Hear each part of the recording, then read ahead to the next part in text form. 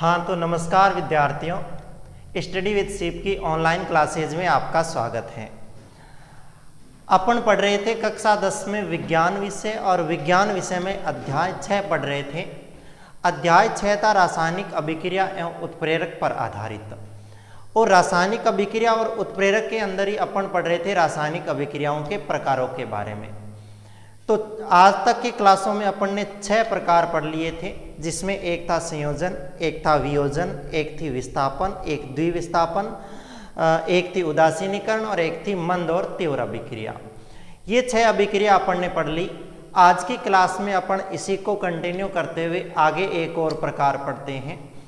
कल की क्लास में अपन ने पढ़ा था कि मंद अभिक्रिया और तीव्र अभिक्रिया के बारे में, जो वेग के आधार पर 2 प्रकार की अभिक्रिया थी, मंद अभिक्रिया और तीव्र अभिक्रिया। इसी प्रकार आज अपन दिशा के आधार पर 2 प्रकार की रासायनिक समीकरणें पढ़ेंगे, रासायनिक अभिक्रिया पढ़ेंगे।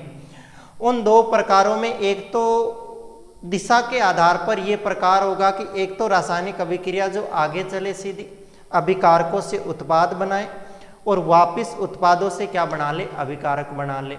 एक तो आगे भी जा रही है, वापस पीछे भी आ रही है। और एक रासायनिक अभिक्रिया दूसरी पढ़ेंगे जो केवल आगे ही जा रही है, अभिकारकों से उत्पाद बन रहे हैं परंतु वापस अभिकारक नहीं बन रहे, तो वो अभिक्रिया पढ़ेंगे। तो इस दिशा के आधार पर 2 अभिक्रिया हैं और उन दोनों प्रकारों के नाम क्या हैं? उन दोनों प्रकारों के नाम हैं, एक है अपनी अभिक्रिया उत्क्रमणीय और एक है कौन सी, अनुत्क्रमणीय। उत्क्रमणीय और अनुत्क्रमणीय के बारे में आज पढ़ रहे हैं अपन। अनुत्क्रमणीय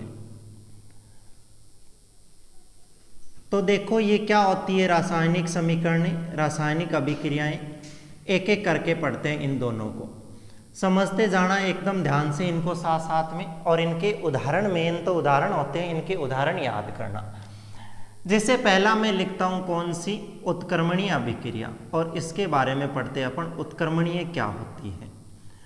उत्क्रमणीय अभिक्रिया तो वेग 2 प्रकार का ही होता है, एक तो सीधी आगे चल के वापस आ जाए और एक सीधी सीधी आगे चले।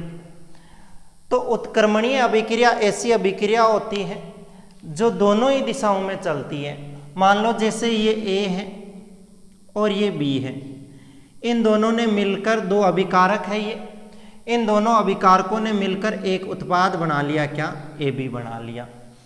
अब दूसरी बार ये ए बी जो है उत्पाद, ये वापस क्या बना ले, ए और बी अभिकारक बना ले। तो ये दोनों ही दिशाओं में चली, पहले आगे चली और फिर बाद में वापस पीछे चली।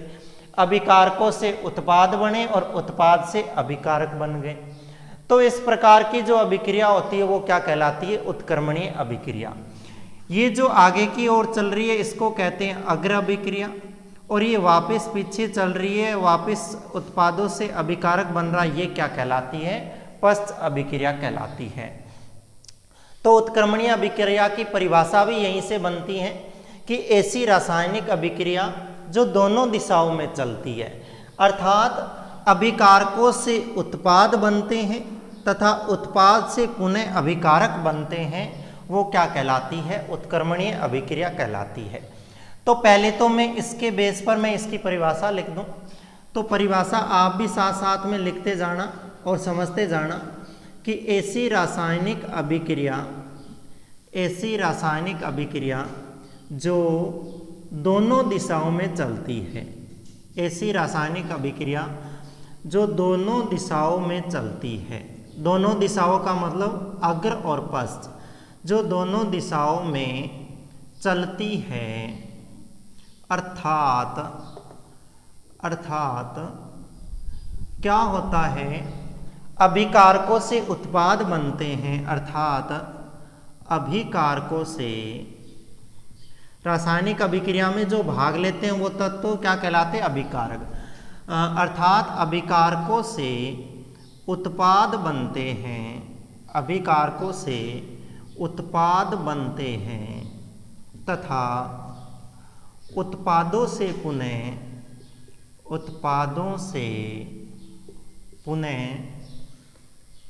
अभिकारकों का निर्माण होता है, अभिकारकों का निर्माण होता है।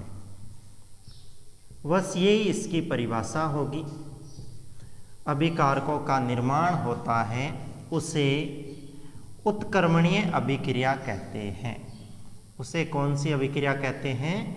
उत्क्रमणीय अभिक्रिया कहते हैं। ये हुई इसकी परिभाषा। पहली बात तो ये याद रखनी इसकी परिभाषा कि ऐसी अभिक्रिया जो दोनों ही दिशाओं में चलती है, अर्थात अभिकारकों से उत्पाद बनते हैं और वापस उत्पादों से अभिकारक बन जाते हैं, वो क्या कहलाती है? उत्क्रमणीय अभिक्रिया कहलाती है। संकेत रूप में समझाएंगे तो ऐसे समझा देंगे इसको। इन दोनों को एक साथ अगर मिला के लिखें तो इसको ऐसे लिखेंगे a + b। इससे पहले ये चला अर्ध तीर द्वारा दर्शा दिए अग्र अभिक्रिया को, और इससे क्या बन गया? AB। वापिस इस AB से क्या बनेगा? A और B अलग अलग बनेंगे, तो अर्ध तीर द्वारा इसको दर्शा दिया। तो दो अर्ध तीरों द्वारा इस रासायनिक अभिक्रिया को क्या किया जाता है? प्रदर्शित किया जाता है। तो मैं कुछ इसके बारे में इंपॉर्टेंट बातें लिखता हूँ, उनको भी ध्यान रखना साथ साथ में। एक एक नंबर की वहाँ से बातें पूछ सकते हैं आपको, और फिर मैं चलता हूँ इस रासायनिक अभिक्रिया के उदाहरणों पे। तो आपको बातें क्या ध्यान रखनी है? एक नंबर तो ये ध्यान रखनी है कि ये पहली बात तो ये है, ये दोनों दिशाओं में चलती है। ये दोनों दिशाओं में चलती है, अग्र और पश्च। दोनों दिशाओं का मतलब अग्र और पश्च, अग्र और पश्च दोनों दिशाओं में चलती है। पहली बात तो ये याद रख लेने कि ये दोनों दिशाओं में चलती है, एक नंबर बात। दूसरी बात क्या याद रखनी है, जो अभी मैंने लिखी थी कि इस रासायनिक अभिक्रिया को इसको प्रदर्शित कैसे किया जाता है? ऐसे लिख दो, इसको किस हिसाब से प्रदर्शित किया जाता है? इसको प्रदर्शित किया जाता है दो अर्ध तीरों के निशान द्वारा। दो अर्ध तीरों के निशान द्वारा या चिन्ह द्वारा, दो अर्ध तीरों के चिन्ह द्वारा इसको प्रदर्शित करते हैं। कैसे? दो अर्ध चिन्ह, एक आधा इधर और एक आधा इधर। तो दूसरी बात ये याद रखनी कि इसको दो अर्ध तीरों के द्वारा प्रदर्शित करते हैं। तीसरी बात क्या याद रखनी है? इसमें ये याद रखनी है कि जो अभिकारक होते हैं, जो रासायनिक अभिक्रिया में भाग लेने वाले पदार्थ होते हैं, इधर वाले तीर के निशान के बाईं ओर वाले, अभिकारकों की सांद्रता, अभिकारकों की सांद्रता मतलब मात्रा, अभिकारकों की सांद्रता कभी भी शून्य नहीं होती। मतलब अभिकारक कभी भी खत्म नहीं हो सकते। शून्य, अभिकारकों की सांद्रता कभी भी शून्य नहीं होती है। क्यों नहीं होती है? क्योंकि जैसे ही क्या करते हैं, अभिकारक अभिक्रिया करके उत्पाद बनाना शुरू करते हैं। जैसे मान लो A और B मिलकर AB बनाना शुरू कर दिया, ये जब तक ये खत्म होके इसमें पूर्ण बदल जाएंगे, उससे पहले ही ये क्या करेंगे, वापस इधर अभिकारक बनाने शुरू कर देंगे। तो ये कभी भी है ना, इनकी जो मात्रा होती है ना, ये शून्य नहीं हो सकती। अभिकारकों की सांद्रता शून्य नहीं होती।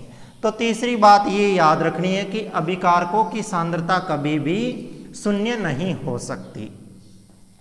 और एक बात क्या याद रखनी है? और एक बात ये याद रखनी है कि यदि क्या हो, यदि उत्पाद जो है, या ऐसे लिख दो, यदि किसी अभिक्रिया में, यदि किसी अभिक्रिया में गैस उत्सर्जित होती है। क्या उत्सर्जित होती है? गैस उत्सर्जित होती है। मान लो जैसे अपन कोई रासायनिक अभिक्रिया करवा रहे हैं और उसके अंदर क्या निकल रही है, गैस निकल रही है, तो क्या करते हैं, तो ऐसी अभिक्रिया को बंद पात्र में, ऐसी अभिक्रिया को बंद पात्र में संपन्न करवाते हैं, बंद पात्र में संपन्न करवाते हैं। ये बात याद रखनी है। आपको पूछ लेगा कि है ना, किसी भी रासायनिक अभिक्रिया को बंद पात्र में कब संपन्न करवाते हैं? यदि वो रासायनिक अभिक्रिया गैसीय उत्पादों का निर्माण करती है, उस समय उस अभिक्रिया को किसमें संपन्न करवाया जाता है? बंद पात्र के अंदर। मान लो क्योंकि उत्क्रमणीय अभिक्रिया है तो अभिकारकों से उत्पाद बनेगा, उत्पाद बनेगा तो वो गैसीय रूप में बनेगा, गैसीय रूप में बनेगा तो गैस की प्रकृति होती है वायुमंडल में फैलने की, तो वो फैल जाएगी। अब वो फैल जाएगी तो वापिस उस गैस को और उस जो पीछे बच गया उस यौगिक को मिलाएंगे कैसे? अभिकारकों से उत्पाद तो बन गए, वो गैस थी वो उड़ गई, अब वो गैस उड़ गई तो वापस वो गैस लाएंगे कहाँ से और उससे कैसे वापस उत्पाद बना लेंगे? इसलिए क्या करते हैं, उसको एक बंद पात्र में करवाते हैं जिससे गैस भी उसके अंदर ही रह जाती है और अन्य जो तत्व बनते हैं वो भी उसके अंदर ही रह जाते हैं। तो इस हिसाब से ये क्या हो जाती है, संपन्न हो जाती है। गैसीय जो समीकरणें होती हैं उनको बंद पात्र में संपन्न करवाया जाता है। तो आप इस वीडियो को रोक के एक बार इनको लिख लीजिए, मैं इसके बाद में आगे बताता हूँ इसके उदाहरण। इसके उदाहरण देखें तो देखो क्या उदाहरण होते हैं, उदाहरण वही होंगे जो अपन ने पीछे की क्लासों में पढ़े हैं। पीछे की क्लासों में अपन ने उदाहरण पढ़ा या नहीं पढ़ा, पर मैं जैसे ही लिखूंगा आप बता दोगे कि हाँ ऐसी रासायनिक समीकरण तो हमने अभिक्रिया पढ़ रखी है। देखो क्या होती है संयोजन अभिक्रिया, वैसे अपन ने पढ़ी थी, वियोजन पढ़ी थी। उसके अंदर क्या होता था कि एक अभिकारक था वो वियोजित होकर दो उत्पाद, एक अभिकारक था वो वियोजित होकर दो उत्पाद बना रहा था, वो वियोजन थी। और दो अभिकारक मिलकर एक उत्पाद बना रहे थे, वो क्या थी, संयोजन थी। उसी हिसाब से मैं एक और समीकरण यहाँ लिखता हूँ। देखो मैं ये लिखता हूँ, एक तो मेरे पास में नाइट्रोजन है यानी N2 और एक मेरे पास में क्या है H2। एक नाइट्रोजन है और एक मेरे पास में हाइड्रोजन गैस है। नाइट्रोजन और हाइड्रोजन गैस को जब आपस में मिला देता हूँ तो मेरे पास में NH3 बन जाता है। NH3 क्या होता है, अमोनिया होता है। तो नाइट्रोजन और हाइड्रोजन मिलकर किसका निर्माण कर लिया, अमोनिया का निर्माण कर लिया। ये दोनों मिलकर अमोनिया का निर्माण करेंगे। ये वापस अमोनिया जो है बाद में वापस किस में बदल जाएगा, नाइट्रोजन और हाइड्रोजन में बदल जाएगा। तो देखो ये दोनों क्रिया करके एकल उत्पाद बना रहे हैं, इसका मतलब यहाँ तो ये संयोजन अभिक्रिया हो गई। वापिस इस NH3 से N2 और H2 बन रहे हैं, इसका मतलब ये क्या होगी, उत्क्रमणीय अभिक्रिया होगी। इस एकल अभिकारक से ये दो वापस उत्पाद बन रहे हैं, इसका मतलब यहाँ पे क्या होगी, ये वियोजन अभिक्रिया भी होगी। तो एक ही अभिक्रिया के अंदर क्या होती है, दो तीन अभिक्रियाएं जुड़ी हुई होती है। अब कह दे भाई इसका पता कैसे चलेगा कि ये कौन सी अभिक्रिया करे। पहली बात तो ये दोहरे चिन्ह लगा रखे हैं, दो अर्ध चिन्ह लगा रखे हैं, इसका मतलब ये 100% ही उत्क्रमणीय अभिक्रिया होगी। अगर ये ना लगाए, एक ही सिंगल चिन्ह लगा दे इधर, तो ये क्या हो जाएगी, संयोजन अभिक्रिया में चली जाएगी। ये इधर ना लगा के ये तीर का निशान ऐसे लगा दे तो भी ये क्या हो जाएगी, वियोजन अभिक्रिया हो जाएगी या अपघटन अभिक्रिया हो जाएगी। एक बात इसमें ये भी ध्यान रखनी है कि उत्क्रमणीय अभिक्रिया जो होती है ये एक प्रकार की मंद अभिक्रिया होती है। उत्क्रमणीय अभिक्रिया जो होती है एक प्रकार की क्या होती है, मंद अभिक्रिया होती है। ये बहुत धीरे धीरे संपन्न होती है, संपन्न होने में बहुत समय ले लेती है। तो उत्क्रमणीय अभिक्रिया एक प्रकार की मंद अभिक्रिया भी है, ये प्रोसेस बहुत धीरे धीरे चलता है। ये तो बात हुई कि अभिकारकों से उत्पाद बने और उत्पाद से वापस क्या बन गए, अपने अभिकारक बन गए। अब मैंने एक बात ये भी बताई थी कि यदि कोई है ना अभिकारक अभिक्रिया करे और उत्पाद के साथ में गैस बने तो फिर उसको बंद पात्र में करवाते हैं। वो कैसे बनती है तो देखना, मैं एक यौगिक लेता हूँ PCl5। P का मतलब क्या होता है, फास्फोरस। P का मतलब फास्फोरस, फास्फोरस। PCl5 लेता हूँ, फास्फोरस। Cl तो क्लोराइड होता है, पर 5 लगा दिया तो देखो अपन कार्बन वाला पार्ट नहीं है अपने सिलेबस में, अगर वो पढ़ते तो पढ़ते। 5 को बोलते हैं क्या, पेंटा। 1 को मोनो, 2 को डाई, 3 को ट्राई, 4 को टेट्रा और 5 को पेंटा। तो ये हो जाएगा फास्फोरस पेंटाक्लोराइड है ये, फास्फोरस पेंटाक्लोराइड। ये फास्फोरस पेंटाक्लोराइड है, इसको गर्म करेंगे। इसको गर्म करेंगे तो होगा क्या, देखो ये एक तो PCl3 में बदल जाएगा और एक साथ में क्या होगी, Cl2। ये गैसीय अवस्था में होगी, ये क्या होगी, गैस होगी जो उड़ जाएगी वायुमंडल के अंदर। अब ये वायुमंडल के अंदर उड़ जाएगी तो वापस इससे उसको कैसे बनाएंगे, क्योंकि ये तो हवा में उड़ गई, फैल गई, इससे कैसे बना लेंगे उसको। तो फिर ऐसी रासायनिक अभिक्रिया होती है, उसको क्या करते हैं अपन, बंद पात्र में संपन्न करवाते हैं और वापस इसको अगर ठंडा करते हैं तो वापस ये किसके अंदर बदल जाती है, PCl5 के अंदर बदल जाती है। ये PCl3 है तो ये P तो क्या हो गया, P तो हो गया अपने फास्फोरस, फास्फोरस 3 को क्या बोलते हैं, मोनो, डाई और ट्राई, तो ये हो जाएगा फास्फोरस ट्राई क्लोराइड, और ये Cl2 सीधा क्लोराइड है ही।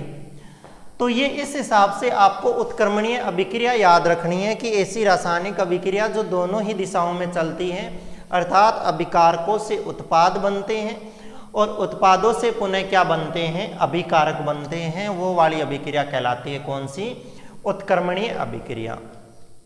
4-5 बातें याद रखनी है। ये एक प्रकार की मंद अभिक्रिया है, यह दोनों दिशाओं में ही चलती है। जो आगे की ओर चलती है उसको अग्र और जो पीछे की ओर चलती है उसको पश्च अभिक्रिया कहते हैं। अर्थात इसके अंदर उत्क्रमणीय अभिक्रिया के अग्र और पश्च दोनों अभिक्रियाएं साथ साथ में चलती है। अगली बात याद रखनी है कि इस उत्क्रमणीय अभिक्रिया को 2 अर्ध चिन्हों द्वारा प्रदर्शित किया जाता है। अगली बात ध्यान रखनी है आपको कि यदि कोई रासायनिक अभिक्रिया गैसीय अवस्था में संपन्न होती है तो फिर उसको बंद पात्र के अंदर संपन्न करवाया जाता है। तो इस हिसाब से इस उत्क्रमणीय अभिक्रिया को आपको याद रखना है, इसके उदाहरण याद रखना है। ये रासायनिक अभिक्रिया ये देखें तो ये एक ही अभिकारक है, ये 2 उत्पाद बना रहा है, तो ये भी किस में बदल जाएगी, वियोजन अभिक्रिया में भी परिवर्तित हो जाएगी। मतलब अपन इसको क्या कह सकते हैं, वियोजन अभिक्रिया भी कह सकते हैं, और वहाँ भी चली जाएगी। पर क्यों नहीं जाएगी, क्योंकि इसके अंदर 2 आधे तीर लगे हुए हैं, 2 अर्ध तीर लगे हुए, इसका मतलब ये 100% उत्क्रमणीय अभिक्रिया ही है। इन उत्क्रमणीय अभिक्रियाओं के ये जो उदाहरण है इनको अपन मंद अभिक्रिया के अंदर लिख सकते हैं, पर ये ध्यान रखना मंद अभिक्रिया वालों को अपन उत्क्रमणीय अभिक्रिया में नहीं लिख सकते। अभी आगे उदाहरण आएगा। जैसे अपन देखते हैं कि दूध से दही बनता है, दूध से दही बनता है तो अपन ने वहाँ पे पढ़ा था कि दूध से दही बनना तो एक धीमी प्रक्रिया होती है, 10 से 12 घंटे लग जाते हैं। अब दूध से दही बनने में 10 से 12 घंटे लग जाते हैं, इसका मतलब वो क्या है, एक प्रकार की मंद अभिक्रिया है। और मंद अभिक्रिया है तो फिर उत्क्रमणीय हो जाएगी क्या, वो उत्क्रमणीय नहीं हो पाएगी। वो क्यों, क्योंकि दूध से अपन ने दही तो बना लिया, क्या अब वापस दही से दूध बना लेंगे, नहीं बना पाएंगे ना। तो दूध से दही नहीं बना पाएंगे तो वो अभिक्रिया उत्क्रमणीय तो नहीं हो सकती। उस अभिक्रिया को अपन क्या कह देंगे, अनुत्क्रमणीय अभिक्रिया कह देंगे, जिसको अभी आगे अपन पढ़ते हैं। तो ये ध्यान रखना कि आप उत्क्रमणीय अभिक्रिया वाले उदाहरण मंद अभिक्रिया में लिख सकते हो, परंतु मंद अभिक्रिया वाले उदाहरण अपन उत्क्रमणीय अभिक्रिया के अंदर नहीं लिख सकते। जैसे अपन ने देखा था कि ना लोहे से जंग बन जाता है, लोहे से जंग बन जाता है, क्या वापस जंग से अपन लोहा प्योर बना सकते हैं, क्या नहीं बना सकते। वो एक प्रकार की लोहे पे जंग लगना मंद अभिक्रिया थी, उस मंद अभिक्रिया को अपन उत्क्रमणीय अभिक्रिया नहीं कह सकते। तो ये सारी की सारी अभिक्रिया एक दूसरे से जुड़ी हुई हैं, इतनी इनकी टेंशन लेनी नहीं है कि ये ना कौन सी अभिक्रिया को कैसे पहचाना जाएगा। पेपर में आएगी तो सारी अलग अलग आएगी। अगर यही अभिक्रिया है, यही संयोजन में आती है, यही वियोजन में आती है, यही उत्क्रमणीय में आती है, तो फिर तीनों अभिक्रियाओं में से वो सिर्फ और सिर्फ आपको एक ही नाम देगा, दूसरे कोई अलग ही नाम देगा, तो वो अपने आप पहचान लोगे आप। तो ये आप उतार लीजिए इसके उदाहरण। इसके बाद में अपन पढ़ते हैं कौन सी, अनुत्क्रमणीय अभिक्रिया के बारे में। तो उत्क्रमणीय को मैं मिटा दूं और मैं सीधा क्या लिख दूं इसके आगे, अनुत्क्रमणीय अभिक्रिया। ये एकदम इसकी व्युत्क्रम हो जाएगी, जैसे जैसे इसमें लिखे थे वो सारे के सारे इसके उल्टे नाम उसमें लिख देंगे कि भाई वो मंद अभिक्रिया थी, ये तीव्र अभिक्रिया हो जाएगी। वो दोहरे तीर द्वारा प्रदर्शित कर रहे थे, ये एकल तीर द्वारा प्रदर्शित कर देंगे। और क्या था उसके अंदर कि वो दोनों दिशाओं में चलती है, ये केवल एक दिशा में चलती है। उससे अपन अभिकारकों से उत्पाद बनाते हैं और उत्पाद से वापस अभिकारक बना लेते हैं, पर इसमें ऐसा संभव नहीं हो पाता। इसमें अभिकारकों से सिर्फ क्या बनते, उत्पाद ही बनते हैं। तो अगली अभिक्रिया पढ़ते हैं 2 नंबर कौन सी, अपन पढ़ते हैं अनुत्क्रमणीय अभिक्रिया। अनुत्क्रमणीय अभिक्रिया तो देखो इसकी परिभाषा, इसका संकेत अभी दिमाग में आपके आ ही गया होगा कि ए और बी मिलकर क्या बना लेते हैं, ए बी बना लेते हैं। ये वापस नहीं चलती, ये सिर्फ अग्र रूप में ही चलती है, पश्च रूप में नहीं चलती, इसलिए इसको क्या कहा जाता है, अनु उत्क्रमणीय अभिक्रिया कहते हैं। अब देखो मैं परिभाषा लिखता हूं इसकी, तो इसकी परिभाषा क्या हो जाएगी, परिभाषा हो जाएगी ऐसी रासायनिक अभिक्रिया, सेम उसकी व्युत्क्रम, ऐसी रासायनिक अभिक्रिया जो केवल एक ही दिशा में चलती है, ऐसी रासायनिक अभिक्रिया जो केवल एक ही दिशा में चलती है, ऐसी रासायनिक अभिक्रिया जो केवल एक ही दिशा में चलती है उसे, अर्थात और लिख दो जैसे उसमें लिखा था, अर्थात अभिकारकों से, अर्थात अभिकारकों से उत्पाद बनते हैं, अभिकारकों से उत्पाद बनते हैं, परंतु पुनः उत्पादों से, परंतु पुनः उत्पादों से अभिकारक नहीं बनाए जा सकते, परंतु पुनः उत्पादों से अभिकारक नहीं बनाए जा सकते हैं, नहीं बनाए जा सकते हैं, उसे अनुत्क्रमणीय अभिक्रिया कहते हैं, उसे अनुत्क्रमणीय अभिक्रिया कहते हैं। ये इसकी परिभाषा हुई, आपको याद रखनी है। इसका संकेत ऐसे लिख दो, ये तो भैया एक प्रकार की संयोजन होगी, हो जाएगी, संयोजन हो गई तो संयोजन आएगी तो संयोजन में लिख देंगे, अनुत्क्रमणीय आएगी तो अनुत्क्रमणीय में लिख देंगे, क्योंकि है तो वही दो अभिकारक मिलकर एकल उत्पाद बना रहे हैं, ये एक प्रकार की संयोजन भी हो जाएगी और साथ साथ में अभिकारकों से वापस उत्पाद नहीं बन रहे, तो फिर ये क्या हो जाएगी, अनुत्क्रमणीय भी हो जाएगी। मैं इसके अंदर उदाहरण लिखता हूँ, वही उदाहरण लिखता हूँ जो संयोजन के अंदर लिखे थे। शायद संयोजन के अंदर ऐसे ही उदाहरण लिखे होंगे, कार्बन था एक ऑक्सीजन था, कार्बन और ऑक्सीजन मिला के क्या बना रहे थे, कार्बन डाइऑक्साइड बना रहे थे। क्या ये कार्बन और ऑक्सीजन, कार्बन का मतलब क्या होता है, कोयला, ये रासायनिक अभिक्रिया थी कौन सी, कोयले का दहन की अभिक्रिया थी, कोयले का दहन, मतलब कोयले को वायु की उपस्थिति में जलाते हैं अपन, कोयले से राख और धुआं बन जाता है। क्या उस राख और धुएं से वापस अपन बना सकते हैं, क्या कोयले से धुआं बन जाता है, क्या धुएं से अपन वापस कार्बन और ऑक्सीजन बना लेंगे, ये संभव नहीं है। तो फिर ये क्या हो जाएगी, अनुत्क्रमणीय अभिक्रिया हो जाएगी। मैं क्या करूं, मेथेन का दहन कर दूं, मेथेन का दहन कर दूं, भाई किसी भी वस्तु को जला दो, जलाने के बाद में वो वापस वैसी की वैसी थोड़ी बन सकती है। CH4 है, इसको मैं ऑक्सीजन के अंदर जला दूं, ऑक्सीजन की उपस्थिति में जला दूं, तो यहाँ से बन क्या जाएगा, यहाँ से बन जाएगी एक तो क्या, एक तो बन जाएगी CO2, एक क्या बन जाएगी H2O, एक तो कार्बन डाइऑक्साइड बन जाएगा और एक क्या बन जाएगा, जल बन जाएगा। तो क्या ये रासायनिक अभिक्रियाएं कार्बन डाइऑक्साइड यानी धुएं और पानी को वापस मिला के क्या अपन बना सकते हैं वापस CH4 और O2 अलग अलग, ये संभव नहीं हो पाते, इनको अपन नहीं बना सकते। तो इनको नहीं बना सकते तो ये एक प्रकार से क्या हो जाएगी, अनुत्क्रमणीय अभिक्रिया हो जाएगी। तो ये थी अनुत्क्रमणीय अभिक्रिया। इसमें भी दो तीन बातें याद रखनी है कि ये केवल एक ही दिशा में चलती है, इससे अभिकारकों से उत्पाद तो बनते हैं परंतु उत्पादों से अभिकारक नहीं बनते। अगला याद रखना कि इसको एकल साधारण चिन्ह द्वारा तीर के चिन्ह द्वारा प्रदर्शित करते हैं, है ना, इनको याद रखना है सारी अभिक्रियाओं को। और ये आज की क्लास में अपन दो ही अभिक्रिया पढ़ते हैं दिशाओं के आधार पर, एक उत्क्रमणीय और एक अनुत्क्रमणीय। आगे के प्रकार अपन और आगे की क्लास में पढ़ते हैं, इनको समझते जाए साथ साथ में। ये रासायनिक अभिक्रियाओं का अपना 7वां प्रकार हो गया था, 2 प्रकार और बच गए, उनमें सबसे मोस्ट प्रकार है दोनों ही जो है ऑक्सीकरण और अपचयन। तो आगे के क्लास में अपन पढ़ेंगे ऑक्सीकरण और अपचयन। तब तक के लिए आप इनको पढ़ते जाएं और बार बार इन क्लासों को देखें। धन्यवाद।